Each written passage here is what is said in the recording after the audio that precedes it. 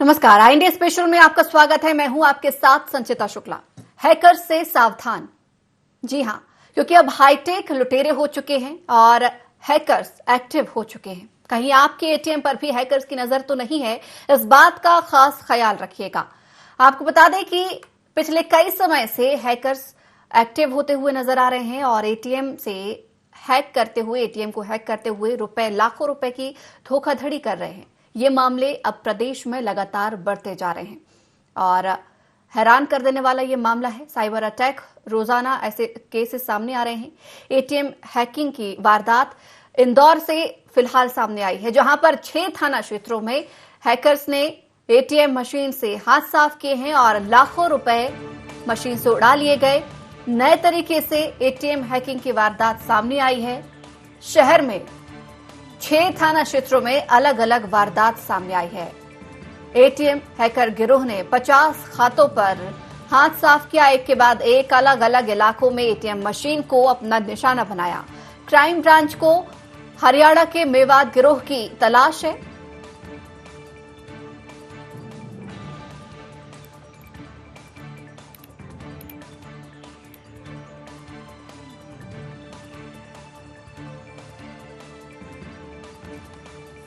तो आज हम इस मुद्दे पर चर्चा करेंगे और जानने की कोशिश भी करेंगे कि कैसे ऐसे मामलों से बचाव करें और कैसे हैकर से सावधान रहें। कुछ टिप्स आपको हम देंगे कि हैकर से कैसे बचा जा सकता है, अपने खाते को सिक्योर कैसे किया जा सकता है।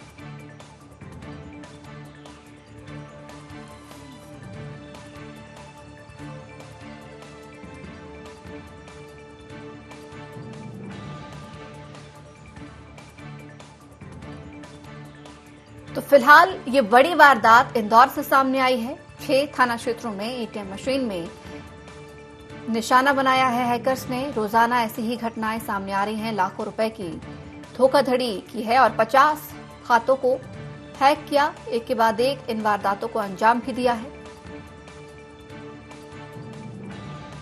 और लेकिन आप बचाव इससे कैसे कर सकते हैं, कैसे सावधानी रख सकते हैं, इस पर भी आज चर्चा करेंगे। लगातार देखने में कुछ समय में ये भी आ रहा है कि सोशल मीडिया में भी फेक आईडी बनाकर हैकर्स रुपयों की मांग करते हैं या फिर आपकी आईडी हैक कर ली जाती है और अन्य लोगों से, आपके जान पहचान वालों से रुपयों की मांग की जाती है। लेकिन ऐसे किसी भी तरीके के किसी भी झांसे में नहीं आए।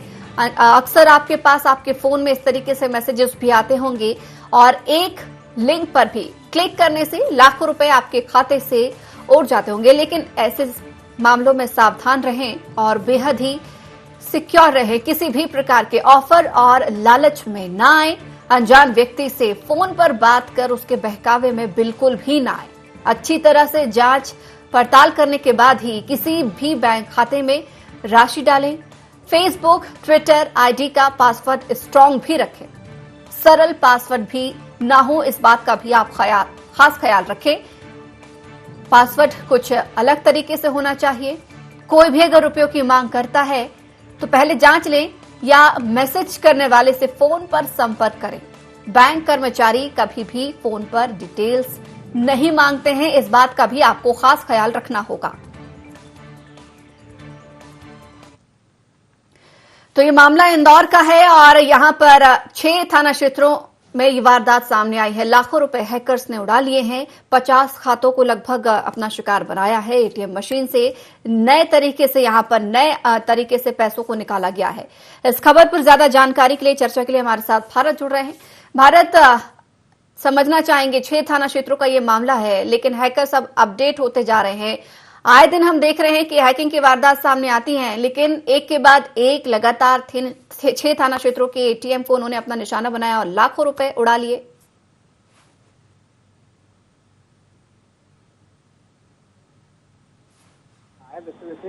इन दिनों में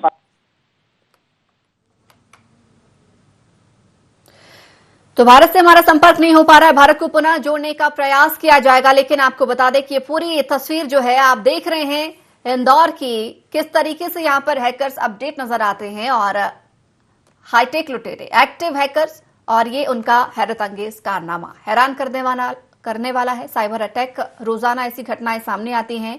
एटीएम हैकिंग की वारदातें भी लगातार बढ़ती जा रही हैं। ये मामला इंदौर का है। इंदौर में नए तरीके से एटीएम हैकिंग की वारदात सामने आई है। इंदौर शहर में 6 थाना क्षेत्रों में अलग अलग वारदात हुई है। एटीएम हैकर गिरोह ने 50 खातों पर हाथ साफ किया और एक के बाद एक अलग अलग इलाकों में एटीएम मशीन को निशाना बनाया। क्राइम ब्रांच को हरियाणा के मेवात गिरोह की तलाश है, क्योंकि आरोप उन पर ही लग रहा है और कहा जा रहा है कि हाईटेक तरीके से उन्होंने मशीन से पैसे उड़ाए हैं। और आज इस मुद्दे पर, खास मुद्दे पर चर्चा भी इसी संबंध में करेंगे और आपको बताएंगे कि कैसे आप ऐसी धोखाधड़ी से बच सकते हैं। भारत हमारे साथ एक बार फिर से जुड़ गए हैं। भारत, अपनी बात पूरी करें, किस तरीके से ये पूरा मामला सामने आया और कैसे इस गिरोह का पता चल सका। और सबसे बड़ी बात यह कि बताया जा रहा है कि इस गिरोह ने नए तरीके से हैकिंग की है। हाँ देखिए, साफ तौर से संचिता, जैसे जैसे हम सामान्य रूप से जनता कर्फ्यू से उभरे हैं और वहीं हैकर जो है अब नए नए तरीके अपना रहे हैं। हालांकि साइबर अटैक इन दिनों काफी देखने को मिले हैं, जहां पर आर्मी के माध्यम से हो या फिर किसी भी अन्य माध्यम से लोगों को चीट किया जाता है। सोशल अकाउंट और उनकी प्राइवेट डिटेल्स जो है उनसे ले ली जाती है या प्रलोभन देकर के जो है उनसे राशि जमा की जाती है। लेकिन ये घटनाएं लगातार जो एक के बाद एक अलग अलग थाना क्षेत्रों में देखने को मिली है, उनमें साफ ये नजर आता है कि किस तरह से अलग अलग तरीके अपनाए जा रहे थे। अब एटीएम हैकिंग को लेकर के एक नया गिरोह सक्रिय है और इंदौर की अगर आर्थिक राजधानी की बात की जाए तो एक के बाद एक अलग अलग 6 थाना क्षेत्रों में ये लाखों रुपए की वारदात को अंजाम दे चुके हैं। लेकिन जब तक बैंक कर्मचारी इन घटनाओं को समझ पाते तब तक काफी देर हो जाती है, क्योंकि बैंकिंग जब भी अपने एटीएम पर अमाउंट को अपडेट करने के लिए पहुंचती तब राशि की कमी के बाद ये जानकारी मिलती है कि एटीएम को जो है हैकिंग कर ली गई। बताया जा रहा है कि इसमें अलग अलग तकरीबन 50 खातों का इस्तेमाल किया गया है। साथ ही साथ अगर हम बात करें तो पुलिस के हाथ लगभग 150 से भी अधिक सीसीटीवी फुटेज जो है आरोपियों के बरामद की गए, जो एटीएम में अंदर किस तरह से ये एटीएम को हैक करते हैं, बाहर आने जाने वाले किन किन गाड़ियों से ये पहुंचे थे, ये तमाम पुलिस इन जो निशान देही के आधार पर पुलिस इनकी तलाश में जुटी हुई है। लेकिन दूसरी अगर हम बात करें तो पुलिस ने लगभग 1 लाख से भी अधिक का जो कॉलिंग डाटा है उसके आधार पर सर्चिंग की जा रही है। कॉलिंग डाटे को भी खंगाला जा रहा है। लेकिन जिस तरह की वारदात यहाँ पर देखने को मिली, इससे पहले हरियाणा के गिरोह की जानकारी पुलिस को लगी थी। मेवात जिले का ये गिरोह है जो इस तरह से एटीएम हैकिंग कर लाखों रुपए को उड़ा लेता है। हालांकि गिरोह के अब तक की निशानदेही पर पुलिस के हाथ जो सीसीटीवी फुटेज लगे हैं उसमें लगभग 3 से 6 लोग इस गिरोह में शामिल है। अलग अलग थाना क्षेत्रों में जो पुलिस को सीसीटीवी फुटेज मिले हैं उनके कटकाठी और हुलिये से अब इनकी तलाश में पुलिस जुटी हुई है। लेकिन नए तरीके कहीं ना कहीं आम आदमी के लिए मुसीबत का बन जाते हैं। हम देखते हैं कि किस तरह से देखा है गैस कटर से एटीएम मशीन को काटा गया है, मशीन चुरा ली गई है या मशीन को तोड़कर रुपए निकाले गए हैं, लेकिन यहाँ पर हैकिंग का इस्तेमाल किया गया है। ऐसे में नई चुनौतियां यहाँ पर पुलिस प्रशासन के लिए या साइबर क्राइम ब्रांच के लिए यहाँ पर बन जाती हैं कि इस तरीके की वारदातों को कैसे रोका जा सके।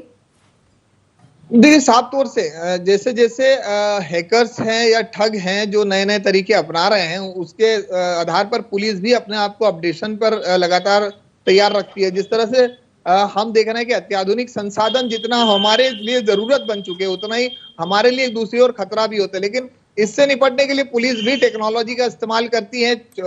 आरोपी चाहे कितना भी शातिर हो या कितना भी समझदार हो, लेकिन पुलिस भी लगातार नियंत्रण बनाने के लिए, इन आरोपियों की धरपकड़ के लिए अपने आप को अपडेट करती है।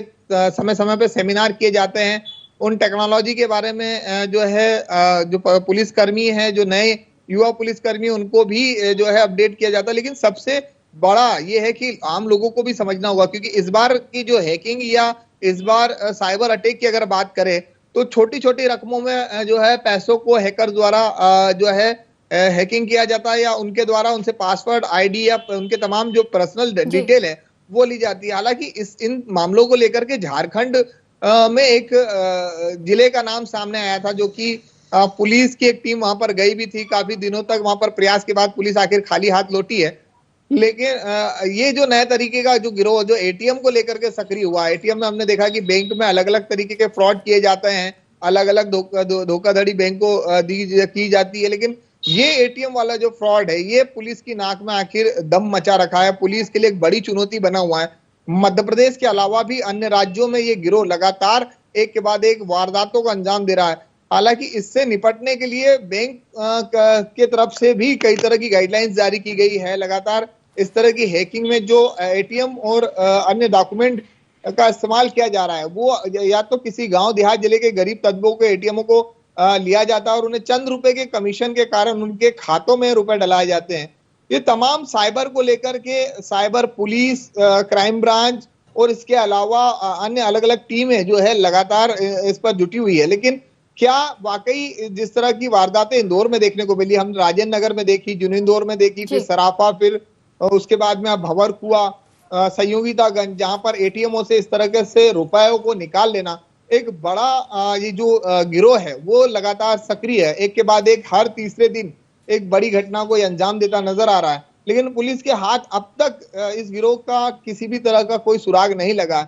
सीसीटीवी फुटेज के आधार पर पुलिस के लिए एक बड़ी चुनौती इसलिए भी है क्योंकि कोरोना काल के बाद हर व्यक्ति अब मास्क पहनना उसके लिए अनिवार्य है और इसी नकाब का जो है हम देख सकते हैं कि जिस तरह से ये जो हैकर्स है या चोर या शातिर बदमाश है वो भी इस नकाब का फायदा उठा रहे हैं। तो पुलिस के लिए एक नकाब में आरोपियों को पहचान पाना ये एक बड़ी चुनौती है।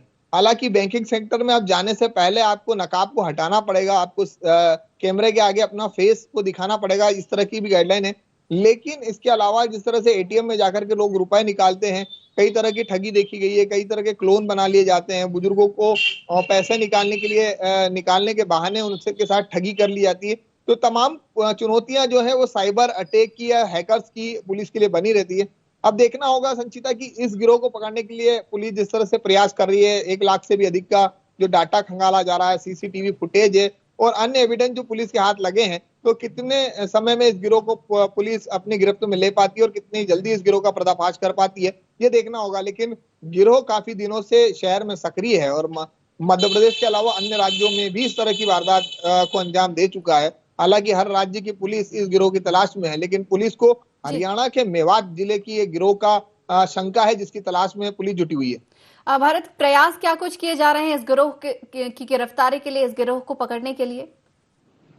देखिए, साफ तौर से जैसे कि मैंने बताया कि क्राइम ब्रांच की 3 अलग अलग टीमें लगाई गई है। एक टीम को हरियाणा भी पहुंचाया जाएगा। इसके अलावा अगर हम बात करें तो अन्य राज्यों में जहां जहां इस तरह की घटनाएं हुई है वो वहां की संबंधित विभाग से भी इसकी जानकारी जुटाई जा रही है, वहां के फुटेजों को पुलिस जुटा रही है। कट काटी और हुलिये के हिसाब से भी पुलिस लगातार जो है आरोपियों की निशानदेही पर मुखबिरों को इसकी जानकारी दी गई है।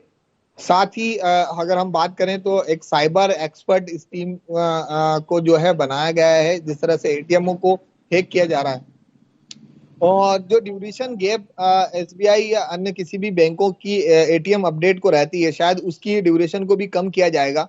अब 2 टाइम जो है एटीएम के रुपए को और एटीएम को चेक किया जाएगा, जिससे अगर इस तरह की ठगी हो रही हो तो तत्काल इसका जानकारी जो है बैंक को लग सके। ये तमाम प्रयास है जो किए जा रहे हैं। भारत, पिछले 1 साल की हम नजर डालें तो जिस तरीके से सब कुछ बंद रहा है, ऐसे में साइबर क्राइम ही सबसे ज्यादा बढ़ा है, धोखाधड़ी ही सबसे ज्यादा बढ़ी है। ऐसे में लोगों को किस प्रकार से सतर्क रहने की जरूरत है और ऐसे किसी भी झांसे में ना आने की जरूरत है? क्योंकि देखा जाए तो अगर हम सोशल मीडिया की बात करें, मैसेजिंग की बात करें या फिर एटीएम में से ठगी की बात करें, आसानी से लोग शिकार होते चले जा रहे हैं और बार बार की हुई अपील का भी असर उनमें नजर नहीं आता है और वो कुछ ऐसी गलती कर बैठते हैं जो कि इनके लिए, गिरोह के लिए, ऐसे ठगी के गिरोह के लिए अच्छा साबित हो जाता है। देखिए, हम जैसे जैसे टेक्नोलॉजी की तरफ बढ़े हैं, चाहे वो बच्चे से लेकर या हमारे सीनियर सिटीजन हो, इन सभी के पास आज एंड्रॉइड मोबाइल है और ये एंड्रॉइड मोबाइल जितना हमारे लिए फायदेमंद है या जितना हम समझते हैं कि इससे चीजें आसान हो जाती है, हम एक दूसरे से जुड़ पाते हैं, लोगों को समझ पाते हैं, लेकिन इसके दुष्परिणाम भी उतने ही है। जिस तरह से नेट बैंकिंग का इस्तेमाल होने लगा है, गूगल पे के अलावा अन्य ऐसी वेबसाइट है, फोन पे है, ऐसे तमाम यूजर है जिसके माध्यम से जो है लोग ट्रांजेक्शन करने लगे और इसी का कहीं ना कहीं फायदा जो है वो हैकर्स उठाते हैं। साफ तौर से आपको सबसे पहले प्रलोभन दिया जाता है, किसी भी तरह का प्रलोभन हो सकता है, चाहे वो आपको इनामी लॉटरी खुलने का प्रलोभन हो या फिर अगर हम बात करें कि कुछ जो महंगी चीजें हैं जिनकी बाजार में डिमांड है, चाहे वो मोबाइल फोन हो या एलसीडी हो या किसी भी तरह के अन्य प्रोडक्ट हो, उसका लालच 50% ऑफर में दिया जाता है, 40% ऑफर में दिया जाता है या फिर चंद रुपयों में इतनी महंगी चीजों का ऑफर दिया जाता है जिसके अंदर वो लालच का शिकार हो जाते हैं और अपनी पर्सनल डिटेल जो है उस प्रोडक्ट को खरीदने के लिए उसमें जैसे ही वो अपडेट करते हैं तो वो इस हैकिंग का शिकार हो यानी कि जाते हैं। भारत, एक तो बार ये फिर लोगों से को हम कह समझना सकते होगा। हैं कि लालच बुरी बला है और जिसका खामियाजा व्यक्ति खुद भुगतता है। अब बिल्कुल साफ तौर से कि जिस तरह से लालच की जाती है और लालच के बाद कहीं ना कहीं वो इसका शिकार हो जाते हैं और हैकर्स भी इतने शातिर हो चुके हैं कि अब वो कई, हमने जैसे झारखंड की अगर बात की जाए तो जो झारखंड का पूरा गांव की गांव लगभग वहां पर 1000 से भी अधिक जो है लोग साइबर क्राइम को अंजाम देते हैं। पूरे अगर हम बात करें इंडिया में, पूरे इंडिया में जो है साइबर हैकिंग का काम वहां से किया जाता है। पुलिस कई बार वहां पर दबिश दे चुकी है। वहां पर लड़कों को खास तौर पर ट्रेनिंग दी जाती है कि वो लड़कियों की आवाज में बात करें और लोगों को नए नए ऑफर्स का जो है वो प्रलोभन दे और उनका अपना शिकार बनाए। तो लोगों को समझना होगा किसी भी वेबसाइट को खोलने से पहले या किसी भी साइट्स को देखने से पहले उसको जानना होगा कि वो कितनी मतलब जो साइट है वो कितनी विश्वसनीय है और क्या उस विश्वसनीय साइट पर जो वो नेट बैंकिंग के माध्यम से काम कर रहे हैं। क्योंकि हमने देखा है कि हैकर्स हूबहू क्लोन बना लेते हैं। वो चाहे आपकी नेट बैंकिंग से आप जिस भी बैंक के अगर खाता धारक हो उस बैंक का हूबहू क्लोन बन जाता है। तो ये भी समझना होगा कि क्या आप जिस बैंकिंग को में आप अपना जो पूरा डाटा है या अपना पूरी डिटेल है वो आप शेयर कर रहे हैं तो क्या वो पुख्ता सही है या विश्वसनीय वेबसाइट है, इसका विशेष ध्यान देना होगा। दूसरी अगर हम बात करें तो जो अपनी पर्सनल डिटेल है, हालांकि कई तरह के माध्यम से हम भी चैनल के माध्यम से हमारे दर्शकों को बोलेंगे कि अपनी जो पर्सनल डिटेल है, चाहे वो एटीएम से जुड़ी हुई हो, आपके बैंक खाते से जुड़ी हुई या पर्सनल डिटेल हो, वो किसी से भी शेयर ना करें। देखा गया है कि आमतौर पर लोग सोशल साइट का काफी उपयोग करते हैं और अपनी जो पर्सनल जानकारी है वो ज्यादा से ज्यादा अपलोड करने में जुटे रहते हैं। तो इसी का फायदा जो है वो हैकर्स उठा लेते हैं। प्रलोभन और कहीं ना कहीं लालच भी एक बड़ा जो है कारण बनता है हैकिंग का। तो लोगों को समझना होगा, अपनी पर्सनल डिटेल को सिक्योर करना होगा। और सबसे महत्वपूर्ण जो कि एडवाइजरी भी कई बार पुलिस विभाग और साइबर जो है दे चुका है कि किसी भी आप वाईफाई में अगर जाते हैं और उस वाईफाई को कनेक्ट करते हैं तो उससे भी एक हैकिंग हो सकती है। हैकर्स को भारत, आपको रोकना चाहूंगी लेकिन आप बने रहिएगा। इस वक्त हमारे साथ फोन लाइन में शोभित चतुर्वेदी, साइबर एक्सपर्ट, जुड़ गए हैं। शोभित जी, बहुत स्वागत है आपका INA 24 में। नमस्कार। शोभित जी, जिस तरीके से लगातार अगर हम प्रदेश में नजर डालें तो साइबर क्राइम बढ़ते जा रहा है। धोखाधड़ी, ऑनलाइन ठगी कई माध्यमों से आ रही है, चाहे वो ATM के माध्यम से हो, किसी लिंक पर हो या फिर सोशल मीडिया में फेक ID बनाकर। कैसे इससे बचा जा सकता है, कैसे लोग इससे सतर्क रह सकते हैं?